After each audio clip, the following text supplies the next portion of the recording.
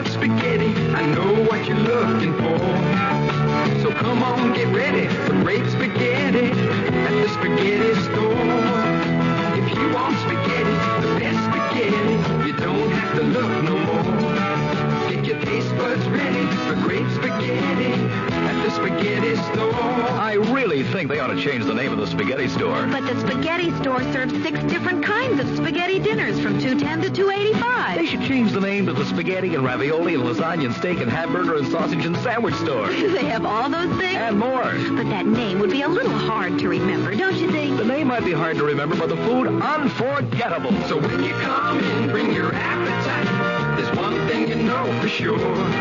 Great spaghetti we've got, and it don't cost a lot at the spaghetti store. 2731 West Northwest Highway. Also Arlington and Fort Worth.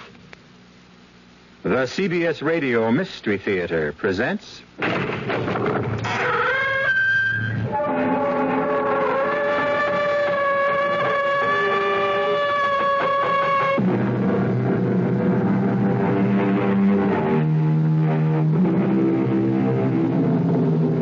Come in.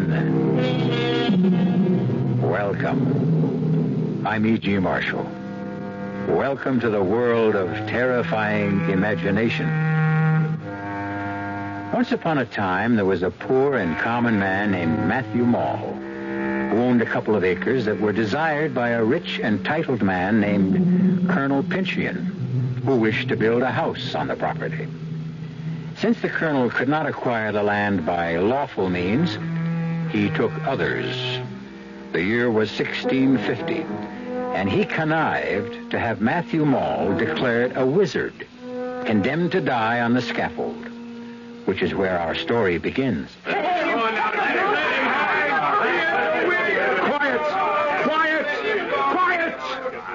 You have not heard the last of Matthew Mall. You or your children or your children's children. In particular, you, Colonel Pynchon, and all the family who follows you. Look at him, everyone, as a dying man makes a promise. Colonel Pynchon, God will give you and yours blood to drink.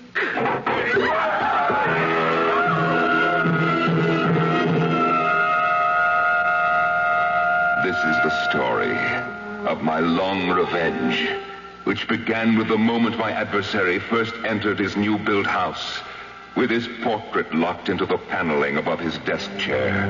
For there, the first of the Pynchons, the Colonel Pynchon who sent me to my death, was found dead, drowned in his own blood. The doctors called it apoplexy, but we know better. Death brought him blood to drink, the first of much, for his house was doomed.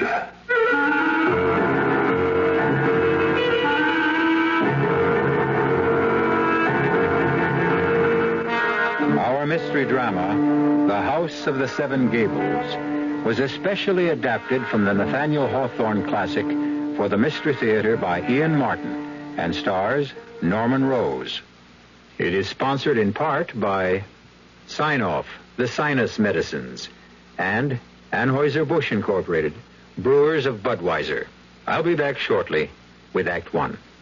Buick introduces a new concept for you to consider in light of all the concern about miles per gallon. Range. Range is what you get when you multiply the mileage your car gets per gallon by the number of gallons your car's gas tank holds. Range is one of the things that help make Buick Apollo such a special small car. It comes from coupling the Apollo's economical 6-cylinder engine with a standard 21-gallon gas tank. It holds a lot, but it doesn't use a lot. Look into the Apollo. It's the Buick of small cars. Hello, this is Goldilocks. It seems like only yesterday that I was a little girl tasting porridge. You know, this one's too hot. This one's too cold. And now I conduct taste tests on diet drinks. And there's one I must tell you about. Sugar-free diet 7-Up. It has a fresh, natural, delicious taste. It drives my taste-o-meter crazy. Sugar-free diet 7-Up. This one's just right. George Washington? Yes. What is your favorite American food? La Choy Oriental Vegetables. La Choy? The father of our Oriental vegetables. Oriental vegetables? Bean sprouts, water chestnuts, chop suey vegetables, delicious. What do you do with You toss them. Across the Potomac? In a salad. Oh, yes. Or mix La Choy Oriental vegetables right in with ground beef when you make burgers. That's my favorite. A meal fit for a king. Oh, I didn't mean a king. I meant what do you call it? What I am. You know, not a prime minister. Not a... La Choy makes Chinese food. Swing American. You stand alone and wait. She's 20 minutes late. She'll find a smile will go a long, long way. Smiles go a long, long way with Kodak's Pocket Smile Saver Kit. You get a pocket Instamatic camera, color film, Magic Cube, extender, and more for less than $30. All at your photo dealers for a limited time only. A smile stays lit with our Smile Saver Kit. You'll see a smile will go a long, long way. From Kodak.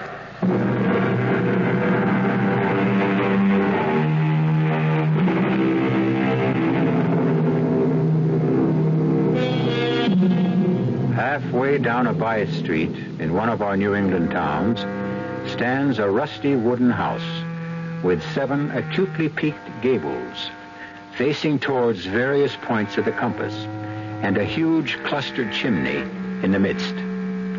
So begins the second novel written by Nathaniel Hawthorne. And to tell you the rest of it, here is the tortured, uneasy spirit of the wizard Matthew Mall, who died before his time and left a curse that endured for over 2 centuries. 38 years in my grave, and yet I rise from it as casually as an ordinary man from his bed.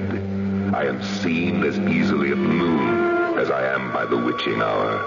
I am an extraordinarily pestilent ghost, and I have left an estate which will mangle and torture and destroy at last the whole clan of Pynchons. Shall we take a case in point? Yes? Well, what is it? You sent for me, Mr. Pynchon. The name is Matthew Mall, son of him who built this house for your grandfather. Grandson of the rightful proprietor of your soil. Oh, the ancient dispute. That matter has been settled by competent legal authorities. In favor of the family Pynchon. Self-evidently. I am in residence and you are not. Then stay here and rot. A moment, Mr. Mall. Will you attend me in the living room? At your request. To what purpose? Well, perhaps to our mutual interest. There's a legend that my family, that, to be precise, the same Colonel Pynchon who looks down on us from above the living room fireplace here, had a deed to certain vast real estate holdings from an Indian grant. Holdings of incalculable value. I've heard the story. Are you also aware that in the settlement of the estate, no deed was found to lay claim to them? Oh, yes. But his claim was on the verge of settlement when my grandfather died suddenly. In answer to my grandfather's curse. Of apoplexy. Which is, in non-medical terms, not far from literally drinking one's own blood. I did not bid you here to renew old quarrels. Simply to make you a proposition. Very well, I'm listening. There's a rumor that whatever quarrel lay between our ancestors, yours was the one made the best bargain in the long run. By being hanged? However he died, he was only a step or two ahead of the colonel. For while the colonel won out in buying and owning the land Seven Gables stands on, he lost a kingdom when the deed to half the state of Massachusetts was lost. Or hidden. Mr. Pynchon, what is your proposition? Your father was the architect of this house. He might have secreted the papers somewhere or built some hidden chamber for them, which my ancestor, Colonel Pynchon, died too suddenly to reveal. I would be willing to pay well for information leading to them. I cannot believe the Colonel would have concealed something that was not his to hide. But there might be a chance for you to recover those papers. How? I'll make a contract with you. This house and the property. For the papers, if I can locate them. No, damn me, if I'll permit it. Did you say something, sir? No. Why? I could have sworn I heard a voice. Well, I'll meet your bargain if you can find the Indian grant. I'll need some help. I don't know where the papers are, or if they exist. I do know that to locate them, I need the help of a medium. I don't understand. You have a young daughter named Alice. Bring her here. From outside the oriel window, hoard with frost against the roaring fire within, I watched my grandson toy with this Pynchon, whose only desire was to flee the dread house and live abroad. And by virtue of my right as a man taken before his time, I kept invading Matthew's mind and making it mine as far as I desired. My daughter, Alice, may I present Mr. Matthew Mall? My pleasure, Mr. Mole. Will you be seated? Father? Do as he asks. Very well. Now, I ask you to fix your eyes on mine.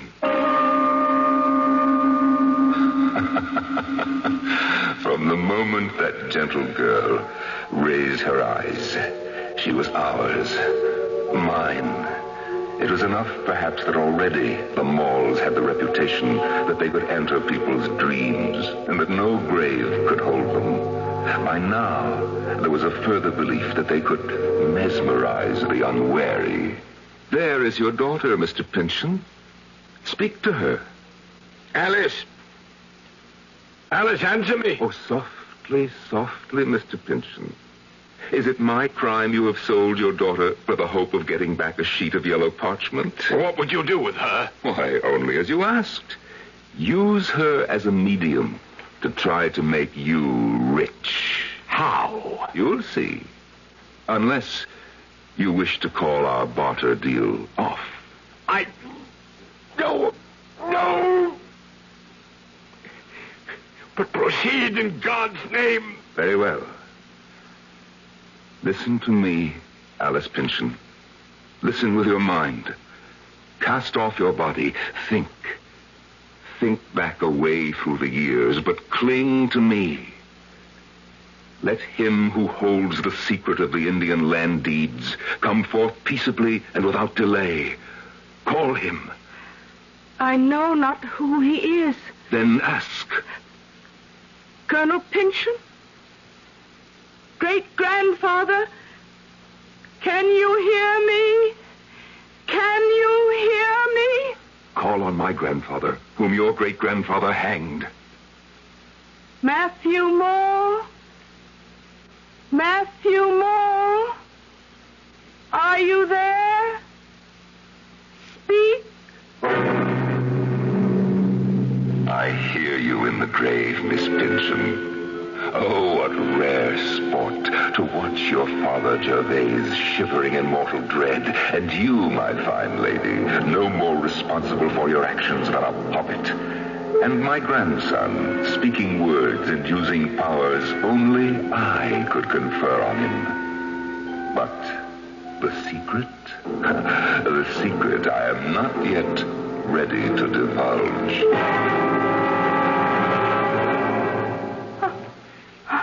Enough! Would you kill the child? Bring her to. Without your answer? Have you not found it? Only this. Your grandfather's secret is one he must choke with until it is of no further value. So, keep the house of 7 Gables. Wake my daughter from her trance. As far as I can. What mean you? Well, she will walk and live and breathe. But what, man? I meant no harm. I meant only to humble you and yours. I did not mean to steal her soul, but I'm afraid that is lost.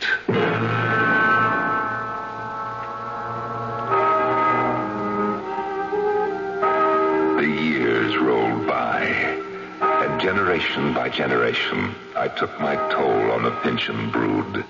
The once proud family dwindled and thinned out. I have had little need to move my rusty bones or decaying flesh, since they have wrought their own destruction, save till now. But in this century, I must arise again. Cousin Hepzibah. Geoffrey Pynchon, what brings you to Seven Gables? Why, I take it since you have opened a 1-cent store, it is open to any member of the public? Not to you. Never to you. Judge. Judge not, that ye shall be judged. Well, surely after all these years, and in respect of what I've just arranged for Clifford... You are not welcome in this house. Not even in a public shop, Hepzibah Pynchon. The shop is a necessity, now more than ever. Because of Clifford's return? Or surely you know if you're in need you can call on me? Or bring your brother and yourself to live on my estate? Oh, you know I will take no charity from you, now or ever. How dare you offer it after what you've done to Clifford? I? Yes, you hate him. For what reason, I know not. But hate him you do. You do me wrong, sweet cousin.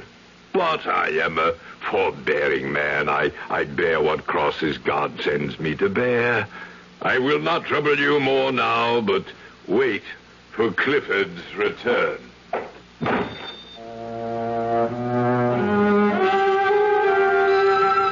4 Pynchons are left. Nearsighted, angular, tall Hepzibah in her rusty black. The smiling, fat, oily Judge Geoffrey Pynchon, who so closely resembles the portrait of that black-hearted colonel who hangs in a massive gold frame in the living room, and who hanged me by the living neck. 2 yet. We are still to meet. Bless my soul, the omnibus. And stopping before my shop door. It can't be Clifford yet. No. Then who is it? Cousin Hepzibah. Cousin Hepzibah. Oh, don't you know me? Cousin? Oh, no Pynchon ever looked as lovely as you, child. Cousin Hepzibah, you flatter me. But you can't deny it. I am your country cousin. And my mother sends you her love and regards and hopes my visit to you will not put you out. Your visit? You intend to stay? Didn't you get my mother's letter?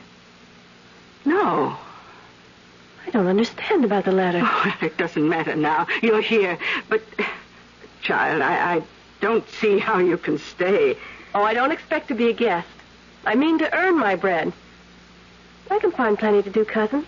The garden and flowers and the chickens will keep me out in the open air, and I can't help in the shop. Please let me stay. Well, you can stay at least the night. But in any case, the decision whether or not you remain at the House of Seven Gables is not up to me.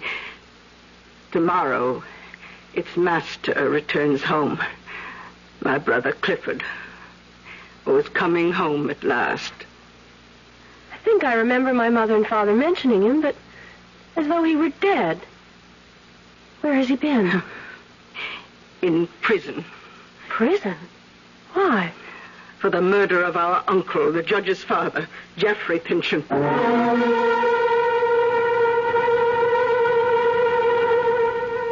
One other young and unsuspecting girl, Alice Pynchon, came to grief under the shadowed gables of this brooding old house.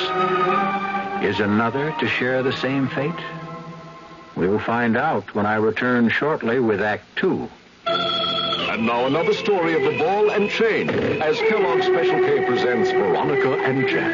Oh, Jeffrey, isn't this romantic? Out in a quiet lake at night with you rowing the boat. Yes, Veronica, it's really neat. Jeffrey, what was that? Frogs. Frogs that go bonk? They're pretty weird frogs. Oh, Jeffrey, you're such a card. You have a ball and chain, like the ones they use in those Special K commercials. Yes, Veronica. It symbolizes my few pounds of extra weight. But I'm going to get rid of it. How? By exercising. You know, like rowing this boat and eating smart at every meal, starting with a Special K breakfast. You mean a 1 ounce bowl of high-protein Special K, 4 ounces of skim milk, orange juice, and coffee? Precisely. It's less than 240 calories, and it tastes delicious. It'll help me get rid of this ball and chain. I'll help too, Jeff. After all, we're all in the same boat. You have a ball and chain, too. Your happy ending could begin with the Special K breakfast from Kellogg's. The 74 Indy 500 is now history, and to no one's surprise, the winner was equipped with custom Monroe Racing shock absorbers. Naturally, because every single car in the race had custom Monroe Racing shocks. That makes Monroe's win record 21 of the last 22 Indy 500s. That's quite a performance, the kind you'd expect from Monroe. We're the #1 maker of replacement shock absorbers for your car, and we're the #1 choice on the track. At Monroe, we can't lose, and neither can you. Just when you need it more than ever, you can find it more places than ever. That's Quaker State Motor Oil. Why do you need it more? Because if you're using your car less, that engine just isn't getting the exercise it needs. But Quaker State's quality protection is tailor-made to handle deposits that build up in an underworked engine. Now that you need it more, it's available more places. Nice to know. Quaker State your car to keep it running young.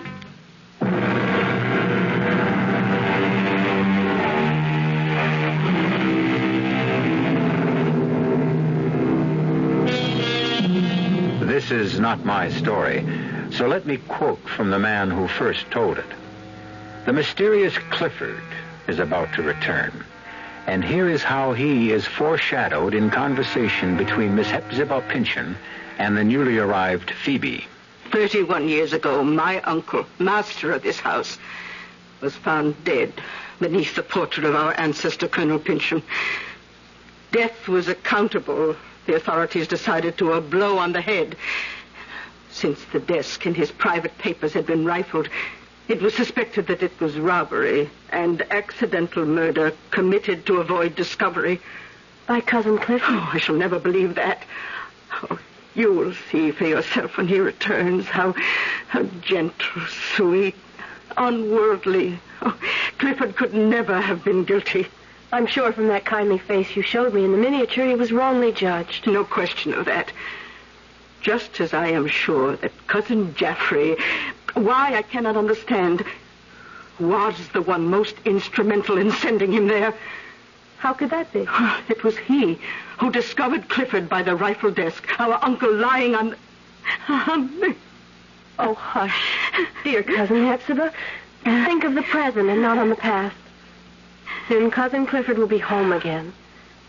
But surely it grows very late if he is coming today. Oh, well, you'd best off to bed.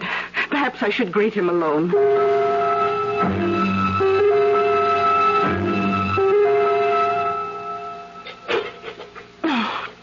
Oh, dear, how shall I manage? May I help, Cousin Hepzibah? Oh, I'm old thumbs when it comes to cookery. You see, I've lost whatever art I had all these years alone. And I wanted Clifford's first breakfast to be so tasty. You have a fire going bright enough to chase the morning dusk. Since the oven is hot, would you like me to bake an Indian cake? Oh, it was Clifford's favorite all those years ago. Well, then bake it I shall. What else can I do? Oh, the coffee. Real mocha, if you would grind it. We'll make a breakfast fit for a king.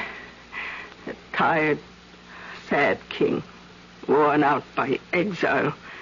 Is he not well? You shall see for yourself soon enough, dear Phoebe. Oh, hush, he's coming. Let him see you first, Phoebe. He likes bright faces, and mine is old, set in a scowl. Clifford, dear, let me help you. The weakness is locked inside Hepzibah.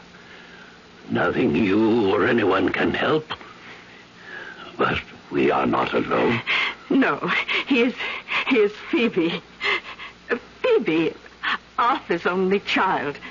You remember I told you about her last night. Phoebe Pynchons. Phoebe. Ah, Arthur's child. Yes, I forget.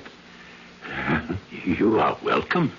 Thank you, Cousin Clifford. Oh, come sit here. Take this chair. Is this you, Hepzibah? How changed. How changed. And are you angry with me? Oh, why should I be angry? And why do you bend your brows so? Oh, Clifford, there's nothing but love here. If I scowl, it is only habit that has gone before. Cousin Hepzibah's only worried and concerned that you should be happy. Then why do we keep that odious picture on the wall? Why can't we... What is that sound? Why, that is... Phoebe, will you answer it? Of course. That is the tinkle of the shop bell. Shop bell? Yes, sir. Ah, then, has Miss Hepzibah's shop opened under such favorable circumstances that she needs an assistant as attractive as you? I'm a cousin of hers, on a visit from the country. Well, in that case, I suspect you are a kinsman of mine. Let's see, oh, yes, little Phoebe Pynchon. I am your kinsman, Judge Pynchon, my little niece. Oh, surely I must pay you welcome. Oh, you resist me. I had not meant to. Oh, quite right, quite right. A young girl, especially a very pretty one, cannot but be chary of her lips. I did not mean to be unkind. Oh, I accept that. But are you afraid of something? Nothing I know of. I'll just step in and... What do you want, Geoffrey? Why, simply a short visit with No. He cannot see visitors. I warn you to take care. Clifford is on the brink of a blacker fate than yet possessed him. I need to see him. No, Hepzibah. Don't let him in. Beg him on your knees if you must. Ask him to have mercy. Mercy. You heard. I heard. But must I... You will not let me see him. I want to protect him. As you will. But you do me great wrong, cousin. I only wish to help him. I will find some other way.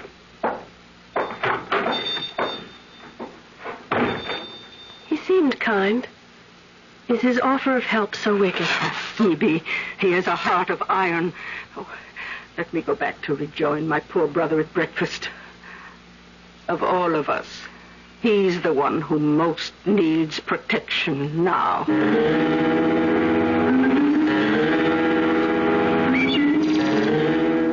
Don't do it, lady. What? Drink from that. Or even wash your face. I was only looking at my reflection in it. May I ask who you are, sir? Oh, forgive me. Miss Pynchon has not mentioned me. Mr. Holgrave, the boarder. The same, at your service. And you must be Miss Phoebe. Which gable is yours? Oh, my window is the one... Perhaps it is more seemly to ask the question of you, sir. By all means. I can't mind the 7th, since it is by all odds the most remote and separate. See, up yonder, beyond the eaves. You live there all alone? A question hard to answer, Miss Phoebe. Why? In the house of the 7 Gables, is anyone truly alone? It's hard to tell whether the rats outnumber the ghosts, or vice versa. Then why pick it as a lodging by free will? If you must know, I can afford little, and the rent suits my purse. The house also suits my profession. Your profession? Mm-hmm. I'm a maker of daguerreotypes. How fascinating. Can you really point a machine at someone and make a likeness of them? I can. You doubt it? Why, it sounds like a kind of magic to me. Technically, in its way. But the result is a quite faithful reproduction of the subject. For example, this. Oh, you created this? I recreated this, shall we say. It is a likeness. Never mind the likeness. Miss Phoebe, look deeper. What kind of man is this? Why, by all effects, a man of probity, of kindness, of property. Is the picture that alone? Or can one look deeper? Not knowing the subject, I don't see how. Look at that eye. In the midst of a sunny countenance, speaking of an open heart. And yet, observe carefully the cast in the eye, the line of jaw, the subtle twist of mouth. Here is the man, the true man, sly, subtle, imperious, hard, and withal as cold as ice. Do you recognize him now? Judge Pynchon. Still, there's some other resemblance. The daguerreotype is of the living judge. The resemblance is quite marked. Give or take the style of whisker, the fashion of cloth, the bloat of jowl, it could be the original Colonel Pynchon who choked on his own blood. Why have you this picture? For the same reason, I wish to have all the Pynchon clan. Miss Phoebe, will you sit for me sometime? All right. In any history, one must balance the good against the bad. Who are you?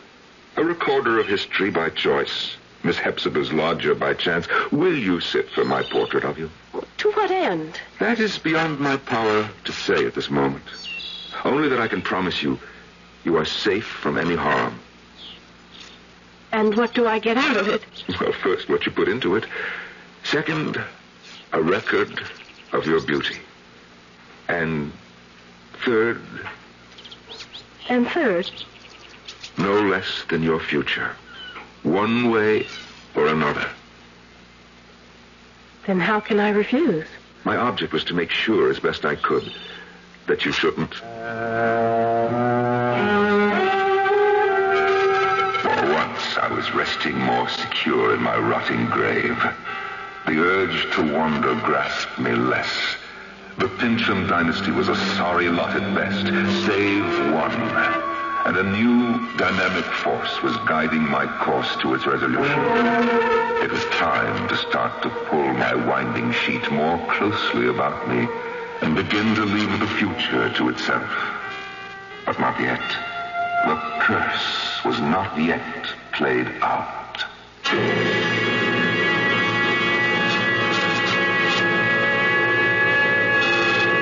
The mysterious Mr. Holdgrave. Who is he? What threat does he pose to Phoebe? Perhaps the only breath of sanity to blow sweetly through the dusty corridors and winding staircases of both the Pynchon history and the house that encloses the living, as tight and inescapable as the coffin in the grave. We'll return shortly with Act 3.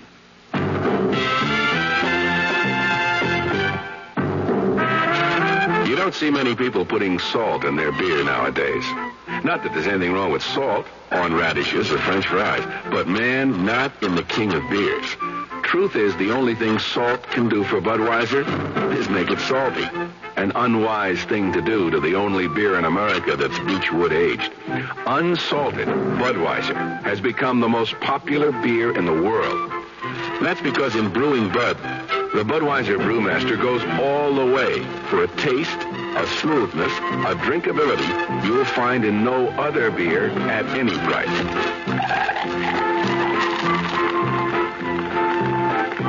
And something else you can take without a grain of salt. The fact that when you say Budweiser, you've said it all. Anheuser-Busch, St. Louis.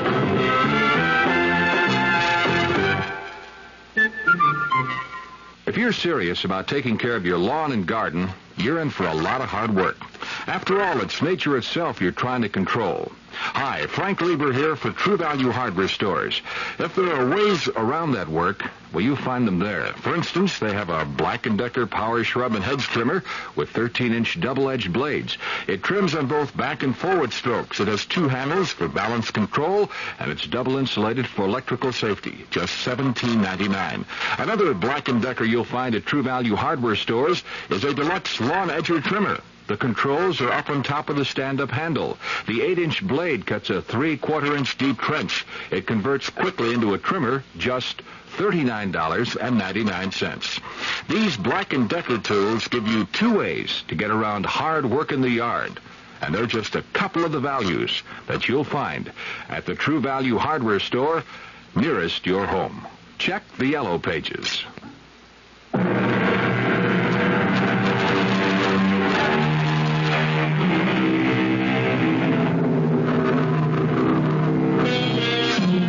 For 2 centuries, the curse of the hanged wizard Matthew Mall has hung like a cloud over the house of the 7 Gables. The dark, deteriorating, rat-infested, and ghost-ridden house has outlived its time. Only the family to which it belongs hangs on to some distant remnant of the past. There, Cousin Clifford.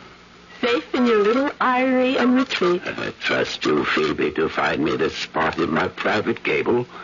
While from here I can see all the world. The bustle of our little town, certainly. How free I feel after all those years. I have the wildest impulse. What, Cousin Clifford? Are you too young, perhaps, to remember when we blew soap bubbles? A glass of soapy water.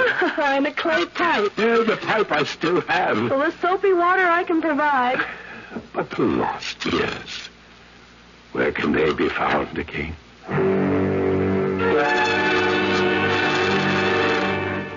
I wish his life were more than a shadowed gable overlooking the street. My Cousin Hepzibah, to watch the whole stream of life flow by is at least an introduction to the thought of returning to it. Oh, well, perhaps you're right. Here's your soapy water. Take it to him to blow bubbles.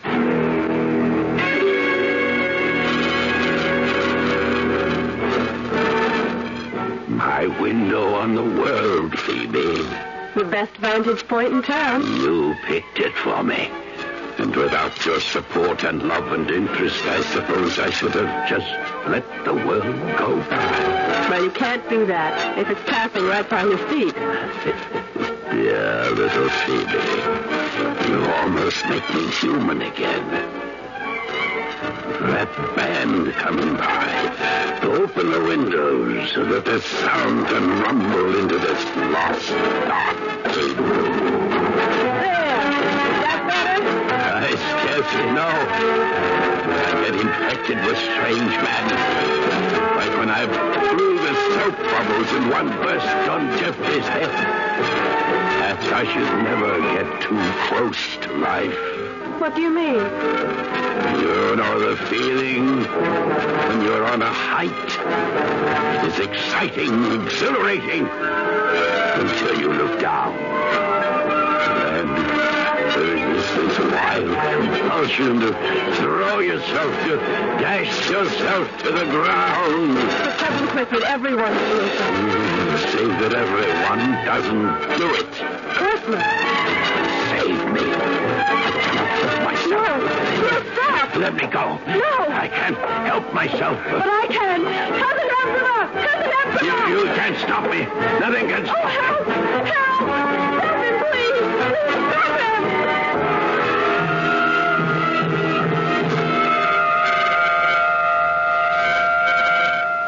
Good morning, Miss Phoebe. Mr. Holgrave, how can I thank you? For what? For answering to my cry? For helping me hold back my Cousin Clifford? It's only fortunate that I was nearby. I don't know how to explain. Why should any of us try to explain the human effort, drive, psyche? We all react to our impulses and dreams to a greater or lesser degree. Did your cousin really want to jump? I was with him. I could scarce hold him. Why would he pretend? Why, indeed. At least there was no disaster. I'm glad I was part of avoiding that. I can never thank you enough. How can I do something in return? Sit for me. Let me make a daguerreotype of you. That's simple enough. But why? I wish I felt myself free to answer that completely, but, well, at least one obvious reason. There should be some permanent record of your beauty. I'm afraid you overstate your case. Or my case. So I must admit that even if you had not half admitted it, I would suspect you of some ulterior purpose. You never have quite trusted me, have you? It's just that I sense you are not quite what you seem to be. That... I don't know what I feel. What do you want my image for? Say that I want a record of the Pynchon family. And I'm alone? No. My other purpose, I must keep to myself. I could refuse. I hope you won't.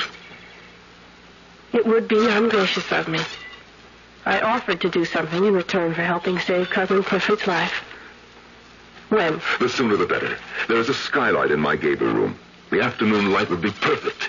If you'll meet me there at 5, I'll be ready for you. I never thought to see the day I would harbor any kindly thoughts for any Pynchon. But I find I have it in my heart to accept poor, withered Hepzibah and the half-mad Clifford. And as for Phoebe, well, she shall have an unseen protector observing from beyond the skylight window. There now, Miss Phoebe, we're ready to begin. Should we not have the door open and the windows unshuttered? Oh, no. I want no other light source than what strikes across my shoulder to you from above. And we must catch it now. All right, are you ready? What must I do? Well, lift your eyes to mine, above the lens. So, now, relax. Think of something soothing. Blue sky. The ripples on a sunlit pond. Oh, yes. Yes, that's lovely. Don't try to smile. Just stay in repose. When I expose the plate, you must not move for 20 to 30 seconds. Now, take a deep, slow breath and hold it. Now the plate is exposed. Silvered copper on which a film of silvered iodide has been formed by iodine vapor. The sands are dropping through my minute glass. And slowly, your image develops on the plate. This 1/2 minute, I hold you mesmerized, only to make you immortal, never to be forgotten, to last till the end of time. Now you may relax. It's all over. Phoebe? Phoebe? Phoebe. I've mesmerized her. Phoebe. Oh, God help me to resist my evil desire. Phoebe. Phoebe. Forgive me if now I say what I have not dared to say to you, nor ever will, perhaps, so long as you are a Pynchon. Phoebe, I love you. Love you with all my heart. Have loved you since that first moment I saw you in the garden. I have not, cannot dare to hope when all is known that you could return that love. Yet here, at this moment, with you completely in my power, I could cast a spell on you that would hold you forever mine. No, Phoebe. Rather that you were never mine than to hold you bound to me against your will. Phoebe Pynchon, can you hear me? I hear you. You are safe. You know that. Safe. You will have no memory of the trance you are in now. No memory. And when you wake, you will feel refreshed and your same lovely self. You promise me? I promise. Then, when I snap my fingers, wake. Oh, is my portrait all finished? Yes, Phoebe. May I see it? Oh, no. I have much to do before that. This one, I want to color. I would not have you see it in black and white. Oh, then I shall have to wait to look at it till I return. Return? I must go home to visit my mother and father and bring back the rest of my clothes. You intend to stay on at 7 Gables, then? Cousin Clifford needs me. And Cousin Hepzibah. I think it is my duty. to wither and dry up like them? Before God, I pray you find some better fate.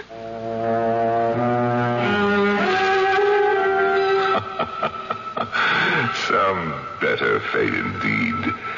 Back in my grave, my bones are ready to settle to eternal sleep, and the curse is ready to be wound up. And the day after Phoebe left became the beginning of the end. Look at him, striding along the street toward the 1-cent shop, the picture of a man who owns most of the world and who intends to clutch the rest of it to him. The 200-year reincarnation of the Pynchon who put me 6 feet under. Judge Jaffrey Pynchon. Judge Pynchon. Yes, Cousin Hepzibah, the same. What do you want? Well, what else, cousin, but to have done with all this? I want to see Clifford. No. It is my purpose to do so before I leave this house. Haven't you done enough to him? 30 years ago, our uncle died. His immense fortune was left to me, save for your life interest in this property and the house of the 7 Gables. To Clifford, not to me.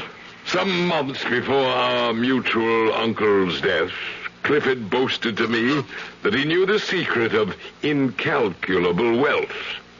I believe that at this moment, if Clifford retain his wits and, if he chooses, he can tell me where the riches can be found if he chooses.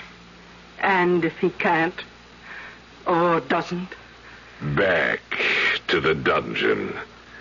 I'll await your bringing him in here in the old colonel's chair. It should in any case have been mine, by right. I wish you ill of it, but I shall go find Clifford. So come the years full circle.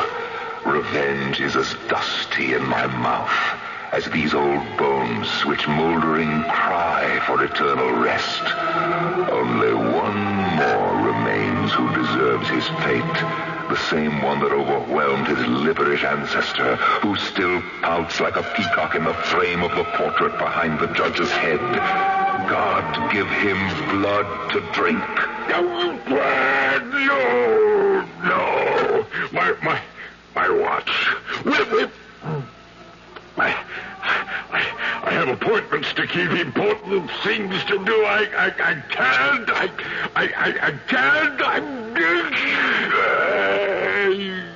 Drink deep and die, and dies the curse with you.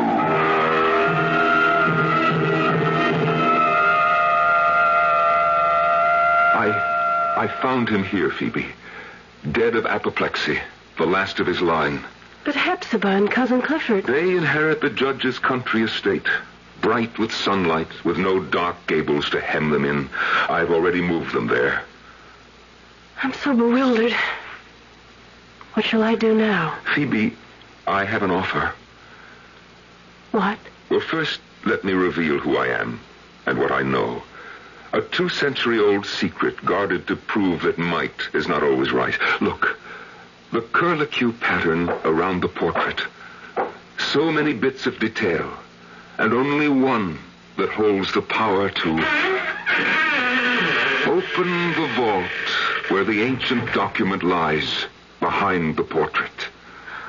All that blood for a piece of parchment, clothed in the dust of 200 years and not worth even the paper it's written on. A sad and silly secret handed down to me. But who are you? Like you, the last of the Pynchons, I am the last of the Mauls. Matthew Maul, and with the end of the family curse, I feel reborn. Or will if... If what? Matthew? Shall we end it all? Will you marry me, Phoebe, whom I love beyond all, and put an end for good to family feuds and tragic doom? Oh, yes, Matthew. Yes. On one condition. You have only to ask. That we leave and shut up forever the house of the 7 Gables.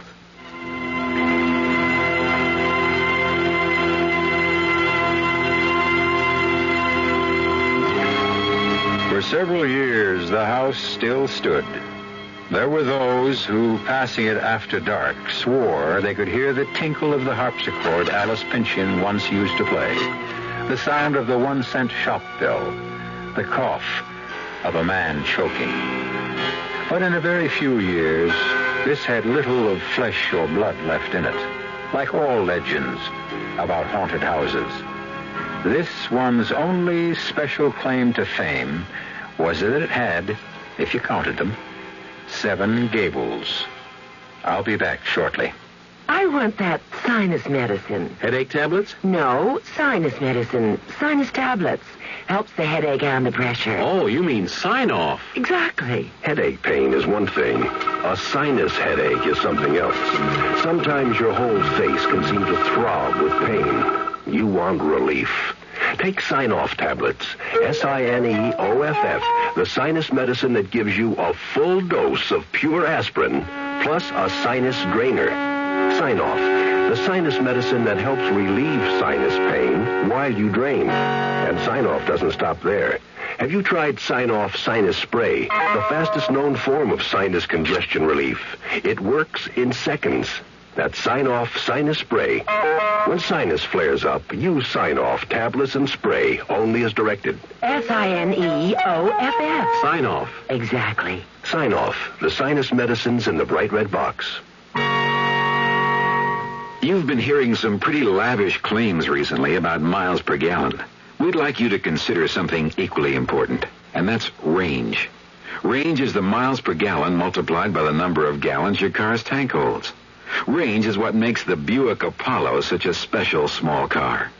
It comes from coupling the Apollo's economical 6-cylinder engine with a standard 21-gallon tank. It holds a lot, but it doesn't use a lot. Look into the Apollo. It's the Buick of small cars. Oh, sure. You can talk about good-tasting diet drinks, but I know. I'm Goldilocks, and here at my taste-testing laboratory, I taste-test them all. And nobody's been drinking my diet drinks until I tested sugar-free Diet 7-Up. And then, kabloomy! Every bear wanted some. Diet 7-Up is fresh, natural, delicious. Sugar-free Diet 7-Up. This one's just right.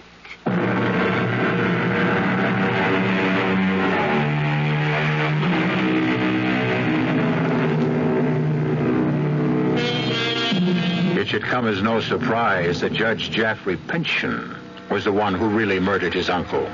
To have made gentle Clifford the scapegoat was reason enough for Matthew Mall to reach that powerful hand once more from the grave and exact what so seldom happens to the villains of this world: due retribution. Our cast included Norman Rose, Arnold Moss, Bryna Rayburn, Jada Rowland, and Stats Cotsworth. The entire production was under the direction of Hyman Brown. Radio Mystery Theater was sponsored in part by Buick Motor Division, the Kellogg Company, makers of Kellogg Special K cereal, and new sugar-free Diet 7-Up.